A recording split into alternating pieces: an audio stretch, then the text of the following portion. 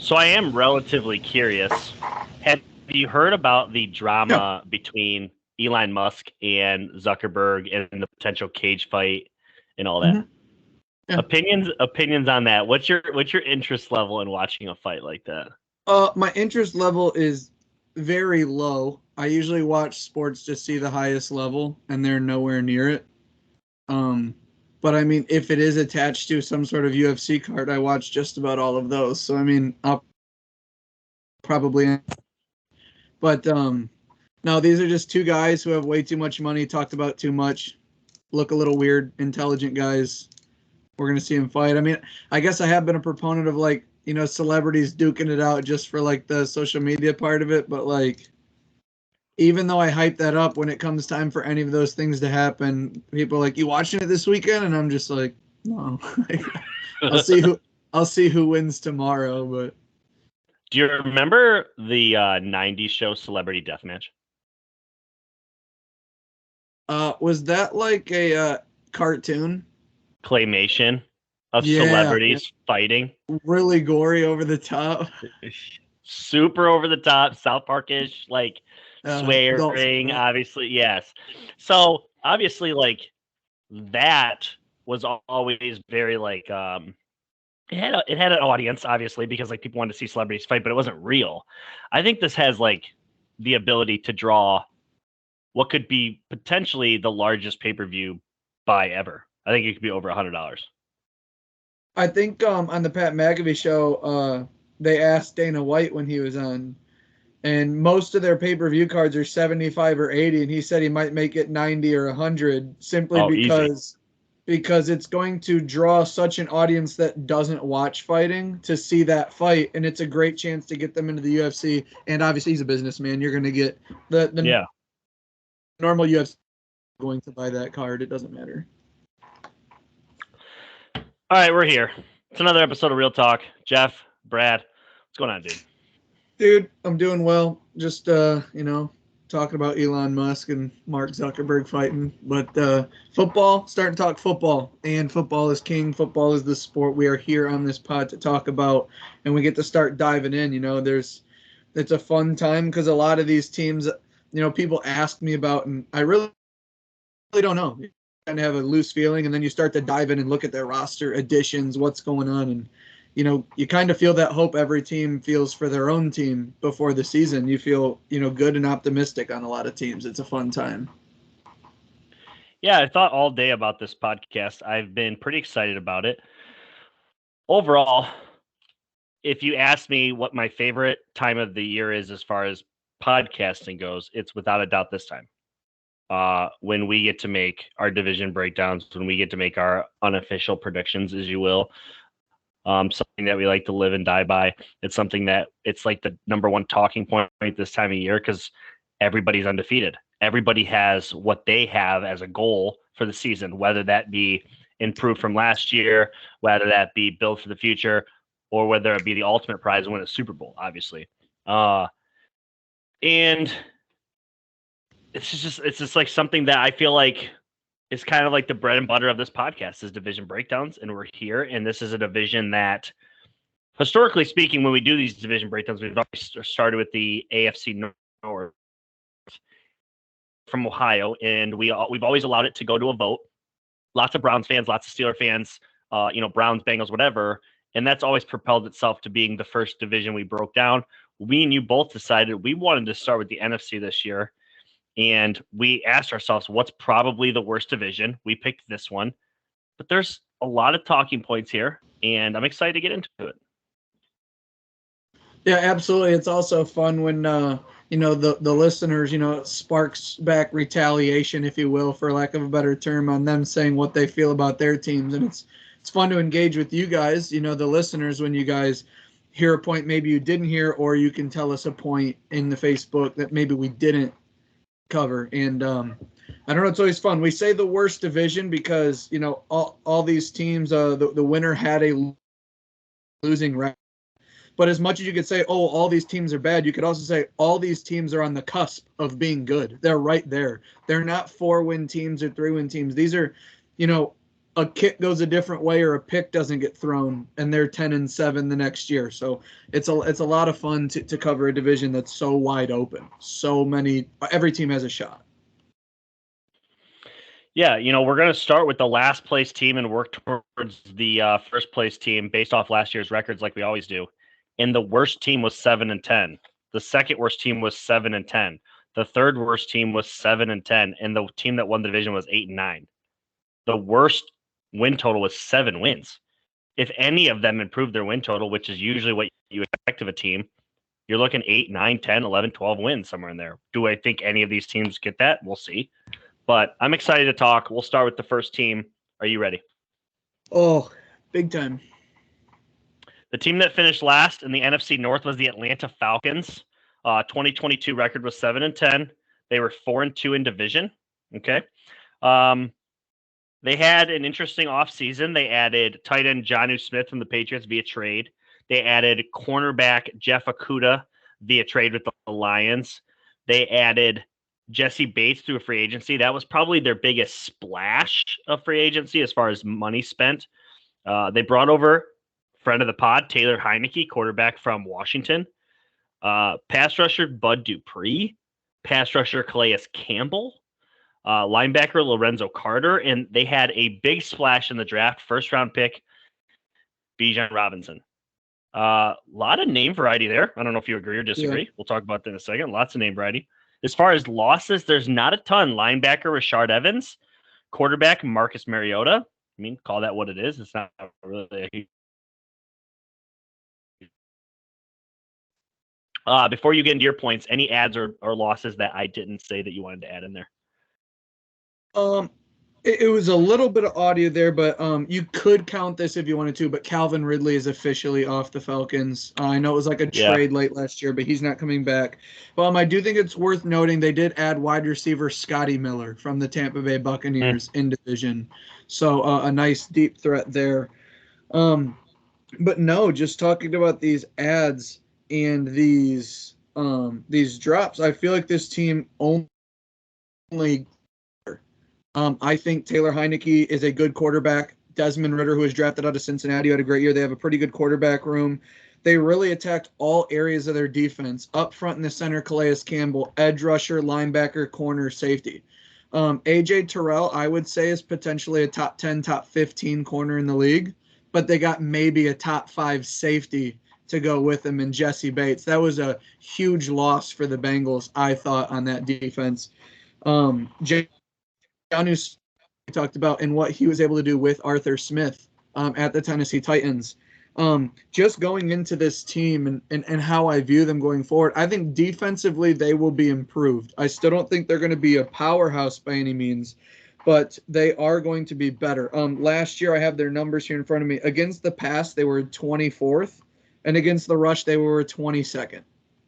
So their defense couldn't stop anybody. Jesse Bates, Calais Campbell, Bud Dupree, those things help.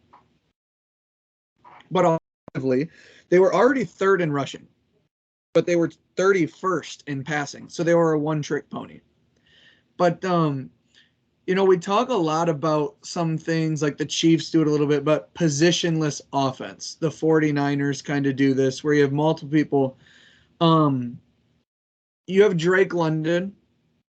You have Kyle Pitts, who can play wide receiver or tight end. You add Jonnu Smith.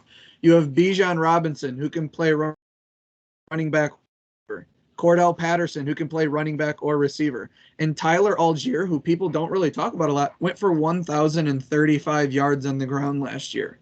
Because the Falcons have a top 5-6 offensive line. They paid 2 guys heavily last year on the offensive line, and they're really built there. So I think this team has built an offense where they really want to push the ball all over the field, speed and space on turf, and then beef up their secondary with Jeff Okudah, Jesse Bates, A.J. Terrell. I think there's a lot of things in store for the Falcons here. I think offensively they're really going to turn some heads. And you talked about it. We're going from worst to first. This team's going to play a 4th-place schedule in the NFC. There's going to be a lot of favorable matchups here. I think the Falcons are in store for a really good season. I agree. They're a team that for the last couple months when I talk about the Falcons to people, they've built their team the right way. I truly believe, and we'll talk about this, I'm sure, over the next several months, but Desmond Ritter is the biggest question mark here. And I think a lot of our record on this team is going to depend on what we think of him and what we think this team's ceiling is. And whether you think that maybe he's replaced by Taylor Heineke, and if that's maybe the guy that they move forward with. I do think that this is a weak wide receiver group. I don't think that's very good. We talked about Scotty Miller coming in. I mean, he was what, the sixth receiver in Tampa sometimes. I mean, you're just young Drake London is kind of who you're asking a lot from after trading Calvin Ridley, which I understand why they did that. But you talked about something, and one of the reasons I like this team, they rebuilt and they have a strong secondary. I think they have a very good secondary, and their pass rushers are vets. Just vets, man. They know how to play. This will be a very mature defense. Where'd they finish as far as total defense last year? Do you have that, you said? Total? Yeah. Yep, total defense in passing 24th, rushing 22nd. So that's bottom a top 15 quarter of the defense. league. This is top 15. They're top half. I think they are improved, and they will be one of the better defenses in the league as far as just overall production. Where they'll fall behind is when they turn the ball over and give teams short fields. Yeah, I just to your point, even the front seven, when you have Lorenzo Carter, Bud Dupree, yep, Calais Campbell, Gray, in a 3-4 system, those are 4 guys across the board. That's really strong. The wide receiver group, I agree, it is pretty weak. Scotty Miller at best is a go route guy, I think. I think he's just a speed guy. Drake London's big, but what I think Kyle Pitts is going to be a wide receiver this year, and Jonnu Smith will be their starting tight end. I don't know that for sure, but I just look at the running back room and Bijan Robinson, Tyler Algier, and Cordell Patterson. I don't think you're going to have 2 of those guys on the bench. I just think Cordell and Kyle Pitts are all getting multiple reps at the wide receiver position. And I think just that skill and space and how dynamic those guys are is what makes them a headache. You don't know who to prepare for at what position. I think that's where they're going to get. But that demands a lot on the quarterback. And again, Taylor Heineke, even if you think Taylor Heineke's a warrior and you like what he's done and he replaces Ritter, what are you getting? The 19th, 20th best quarterback in the league? Like there is limitations at the quarterback position. Team that I think they're going to be limited by their quarterback, but definitely not bad enough to get one of those top quarterbacks next year. And this could end up being purgatory for the Falcons. Yeah, I think this is a run-heavy play-action team. I think that's what they are with a good defense. They're built for it. Yeah, they're absolutely built for it. The Niners are a nice comp to them. This is a poor man's 49er team, truly is. And Arthur Smith has that play caller mentality. I thought it was interesting that they went into a season last year with Marcus Mariota as their starter. And I feel kind of the same this year, even though Desmond is kind of like a young upstart quarterback. We haven't seen anything so far, so it feels unsure. But I feel way better about the Falcons this year than last year, and they won 7 games last year. Yeah. Anything else before we start predicting schedule here? No, I think we covered just about everything in the Falcons. So last year in the division breakdowns, if you followed us for the last couple of years, we've always just done the first 5. We're going to do a little different this year. Betting is becoming more and more popular. We're going to give you the over-under win total for this team, and we're going to off the cuff. Okay, we're not going to be beholden to this. Obviously, things change, but off the cuff, we're going to go through their whole schedule and kind of give you a makeshift over-under what we think this team is. Yeah. You want to tally your own wins? I'll tally my own wins, and then at the end, we'll see what our records are. Yeah, we can do that. Yep. Go ahead. Okay, week 1, they host the Carolina Panthers, who we're going to break down here shortly. Yeah, in this spot, I just think the Falcons are a little better, especially being at home. I agree. Yep. The week 2, they play the Green Bay Packers at home. Another interesting team. This is I literally don't know what to think about Green Bay. I think that they somehow regressed, but somehow could be the same as they were last year. Give me the Falcons to go 2-0. This is fun. Me too. Okay, here we go. They traveled to the Detroit Tigers. Detroit Tigers. Detroit Lions. Oh, wait. Hey, edit that out. Det- Edit that Detroit out. is so back. Detroit is so back. We don't The even know their Detroit name. Cats, bro. The Detroit Cats.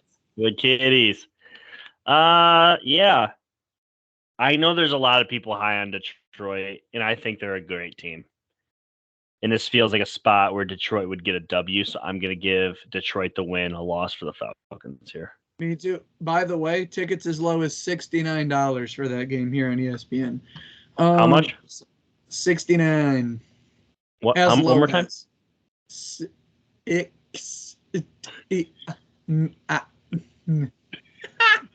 Giggity. All right, Oh, week yeah. 4 at Jacksonville, but this will be in London, which is at Jacksonville 2.0. Yeah. So Calvin Ridley playing his former team, he going off. Jacksonville getting a W here. Okay. Then they are back home the following week. They host the Houston Texans. Yeah, I think they're better than Houston. Coming off a London game, I don't feel great here, but I think they are better than Houston. The defense will get after a rookie quarterback. Give me the Falcons at home to move to 3-2. I also have them 3-2. We have not yet disagreed on a game. Week 6, they host the Washington Commanders.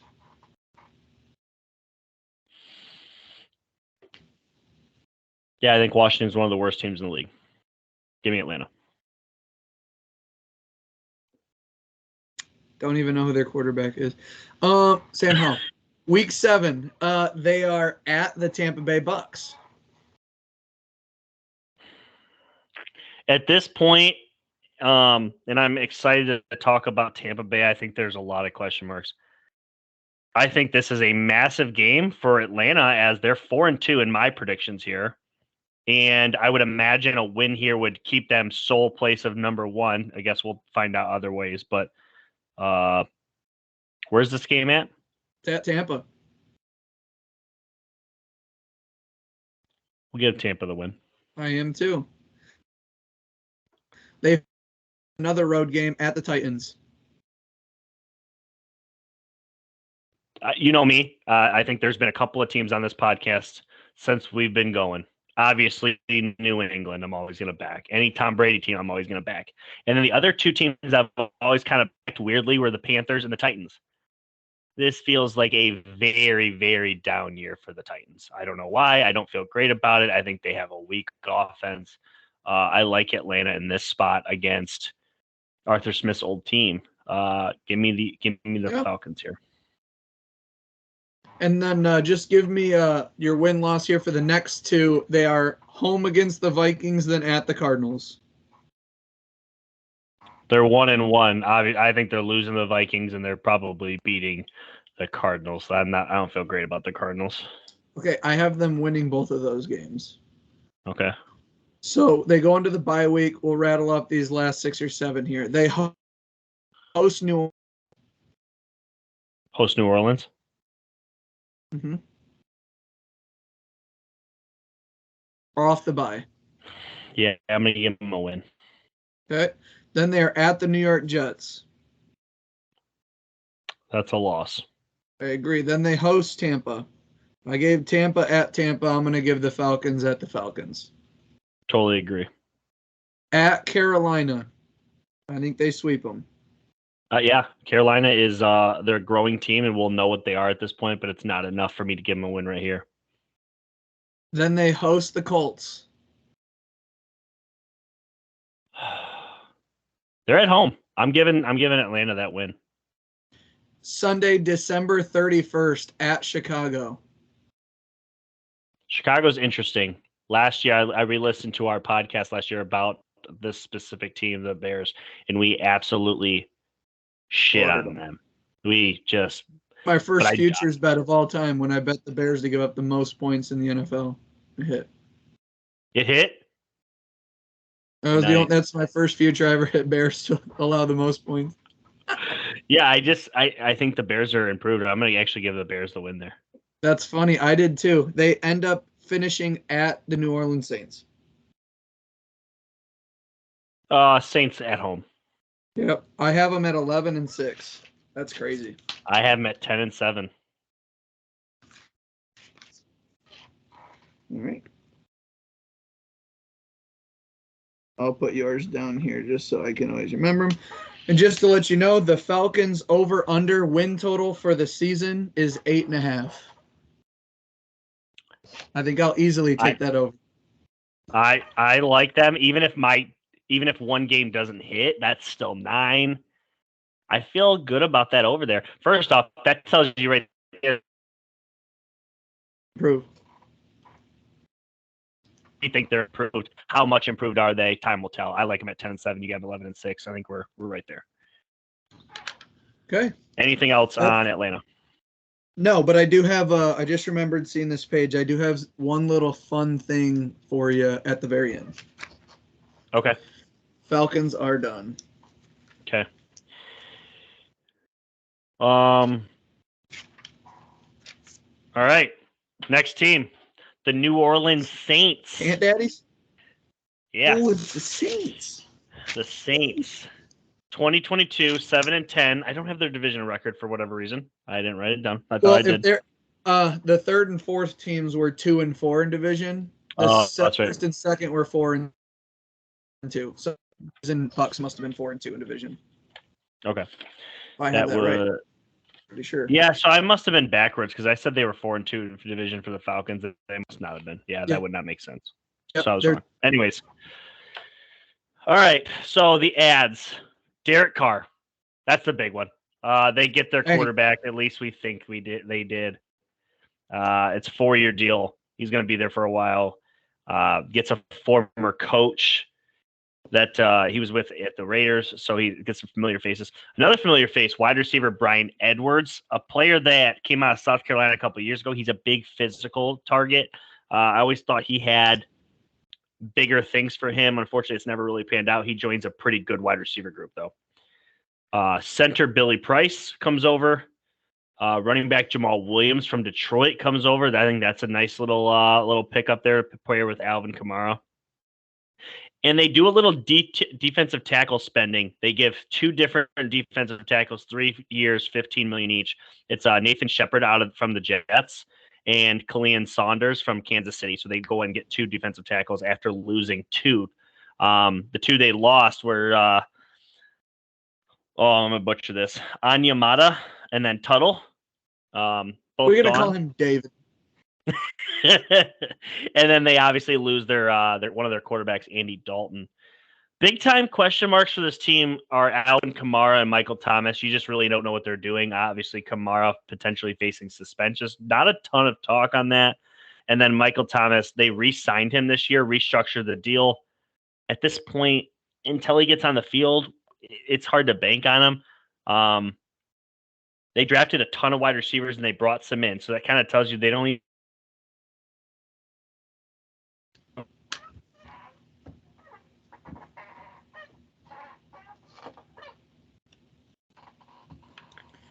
Didn't catch that. It cut out. What was that last thing you said? I said I'll let you take away what you got. Oh, okay.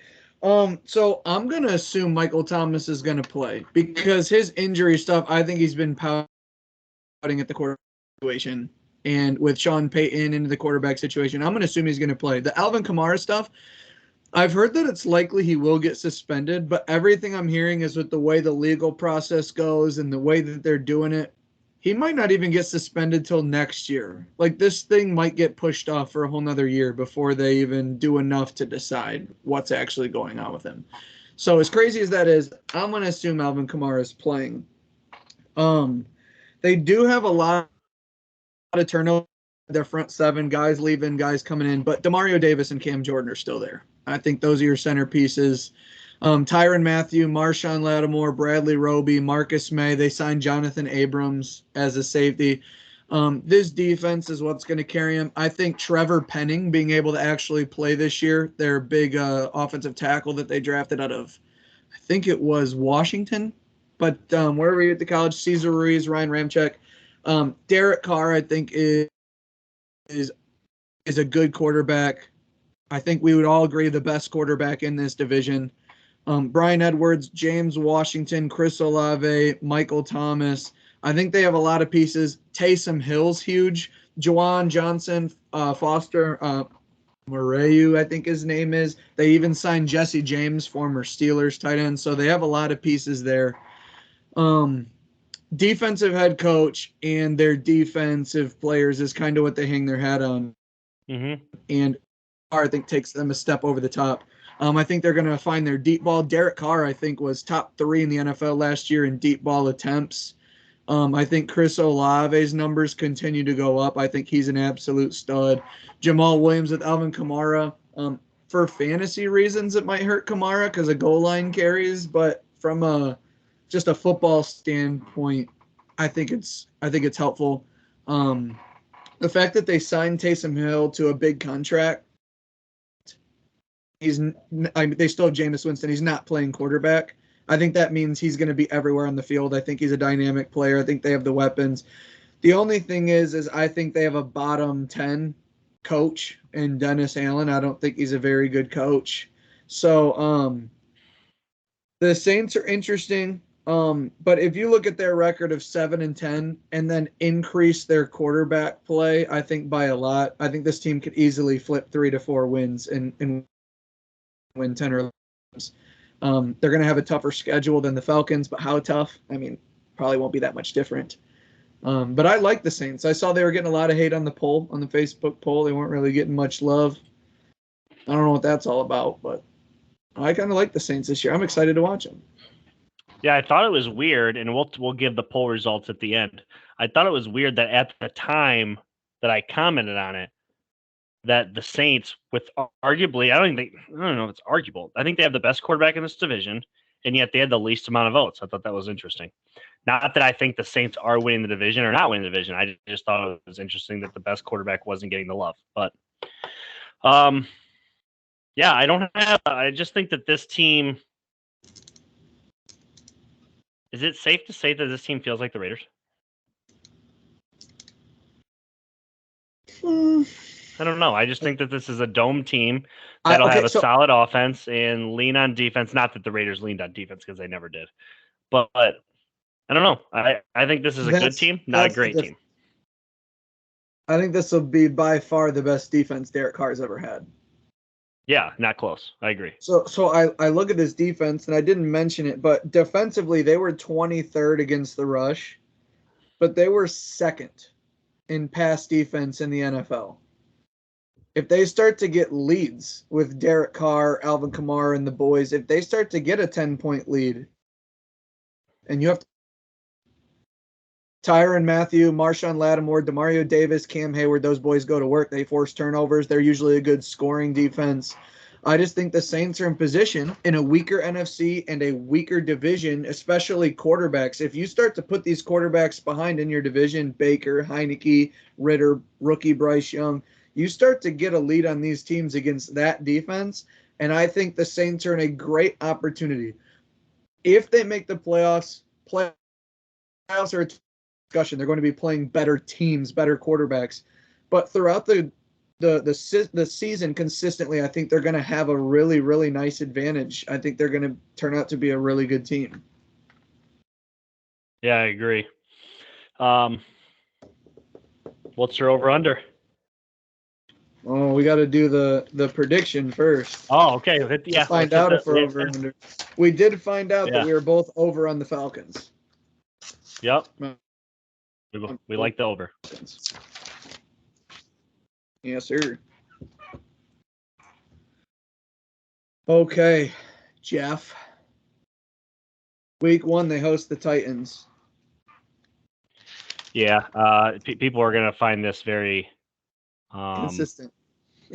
Yeah, I'm not high on the Titans. There's a thing. Yeah, I'm not high on the Titans. I think they have one of the best coaches in the league, and I think they'll have a solid defense, and their run game will be what it always is. The rest of the team, completely booty. Give me the Saints here, home opener with Carr. It's a bad spot for the Titans. They might even get embarrassed. Week 2, Monday night, doubleheader. They're the first game.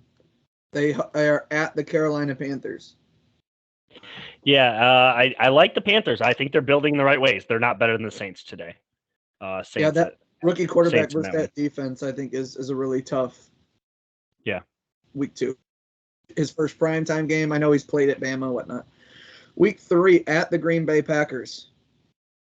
Yeah, this is a fun game. Packers have a really big spot. Saints feel better. 3-0 to start the year. They're hot. Yeah, I didn't expect myself to do this, but I have them at 3-0 as well. They come back home and host the Buccaneers. They've had their number. They've dominated the Buccaneers, and It's they Marshall are. Lattimore, Mike Evans time. They Turn have on a your better. TV. Yeah, they have a better team today. They start 4-0. At New England. Yeah, this is gonna come off. This is gonna come off as a homer pick, but I mean this. I don't think the Saints start 5-0. This is a good team. I think the Patriots would definitely struggle with this game, but it is a home game in New England. I'm giving the Patriots the win. Yeah, I don't know if I'm 100% giving the Patriots the win, but for a record prediction's sake, I do not think they're winning all 5 of those, especially with 3 being on the road. So I'm going to give them a loss, but we'll get there in a few weeks. But I think the Patriots are better than a lot of people think too. Thank you. They're not finishing 4th. I wouldn't go that far, but we'll get there. From the red, white, and blue team to the other one, they're at the Houston Texans.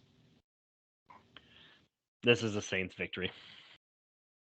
Now the Saints have a tricky stretch here. After Houston, which I have as a win, they are at home on Thursday night versus the Jaguars. That'll be a great That's a Thursday great game. night. Love that game, but they're at home. And I like the Saints in this spot. Jacksonville's going to win a lot of games. Yeah. But I'm not just going to gift them victories because they're Jacksonville. I like the Saints here. Okay. Then they're on a long week road trip to the Colts. This feels like a win. Yeah, I just think like this defense being so bad against the rush, Jonathan Taylor, Anthony Richardson, I think it's a dynamic, interesting matchup. I think Colts defense will be better. I think Colts get them in this spot. I have them losing to the Colts. They host the Chicago Bears. I like the Saints here. I can't believe that I already have them at 7-1. 8-1 doesn't feel realistic. I'm giving them a loss. I like Chicago in a lot of spots. Even if it's not Chicago, they're not 8-1. Are they? I don't have 8-1. Okay, 7-2 right now. They followed Chicago with at Minnesota. I think that's a loss. Down on Minnesota, they were actually able. They were able to do some things to Minnesota last year. I like the Saints in this game. I think it's just some rough and tough games. Then they got to fly out to Minnesota. They get a loss, but then go into their bye week. That's kind of how I have it. Come out of the bye week at Atlanta. Give Saints the win there. So yeah, at Atlanta,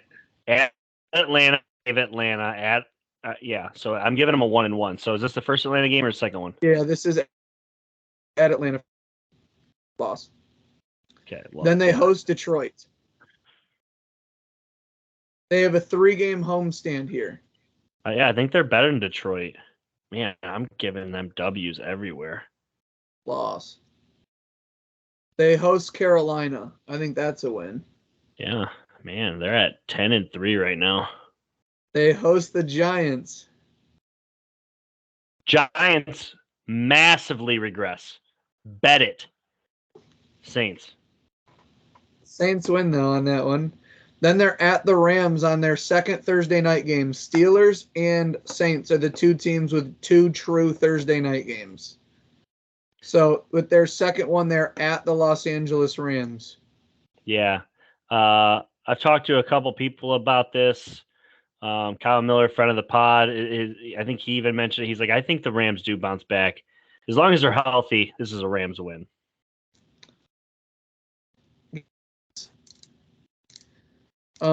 Then Sunday, December 31st at Tampa. We've said they've had their number.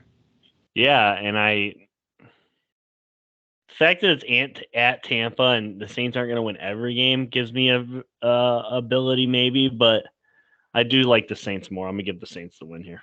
And then you said you're going to give them 1-1. They host the Atlanta Falcons to end the year.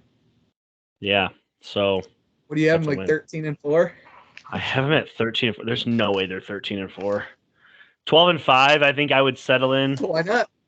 But there is a formula of it's the team, when they play teams, where it's at, who they play. Like in a vacuum, you would say Saints are, they're going to have a good year, better year. They're 10-7. Then you look at their schedule and somehow they have 3 more wins than you thought. Yeah, you're right. I mean, I have them at 11-6.